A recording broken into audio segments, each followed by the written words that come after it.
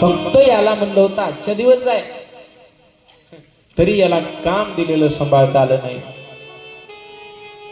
राग आला. बाप रागाच्या भरात आपल्या मुलाला शोधायसाठी निघाला. इकडे तिकडे बघू लागला, कुठेही नाही सापडणार. महाराणाच्या दिशेने निघाल्याच्या नंतर एक बोरीचं झाड आहे, बोरीच्या झाडाखाली बसलेला आहे, हातावरती मेंढीची लेंडी घेतलेली आहे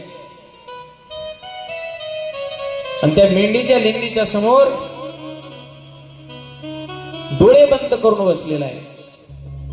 इष्टलिंग हातावर घेतल्याच्या नंतर डोळ्याचा आणि इष्टलिंगाचा 6 इंचाचा अंतर असावं, असं सिद्धांत शिखामणी सांगतात. ह्यानं हातावरती घेतलं. बापाला राग आला. बापाने म्हणे येड्यासारखं नाही का मेंढीची लेंडीची पूजा का करते म्हणून बाप रागाच्या भरामध्ये जो पाय होता तो पाय हातावर मारला. जसा हातावरती मारला हा लिंग ओढून बाजूला पडला. पोराला राग आला. मी मग्न होतो देवाच्या पूजेमध्ये, माझ्या केलेल्या या पूजेचा भंग माझ्या वडिलांनी केला. जवळ असणारी कुऱ्हाड, त्या कुऱ्हाडीने बापाचं मस्तक उडवलं. क्षणात हे गोष्ट कैलासापर्यंत पोहोचली. खबर कैलासापर्यंत देवाचं सिंहासन हालू लागलं. भक्तीमध्ये माझ्या भक्ताच्या हातामधून अपराध झालाय. अपराध म्हणजे काय? स्वतःच्या वडिलाचा वध त्याने केला. शिवदास महाराज म्हणतात त्याचं नाव आहे चंड.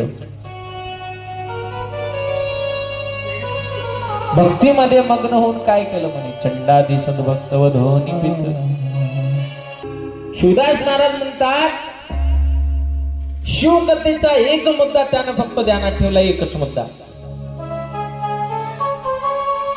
पण त्या भक्तीमध्ये मग्न झाला. त्या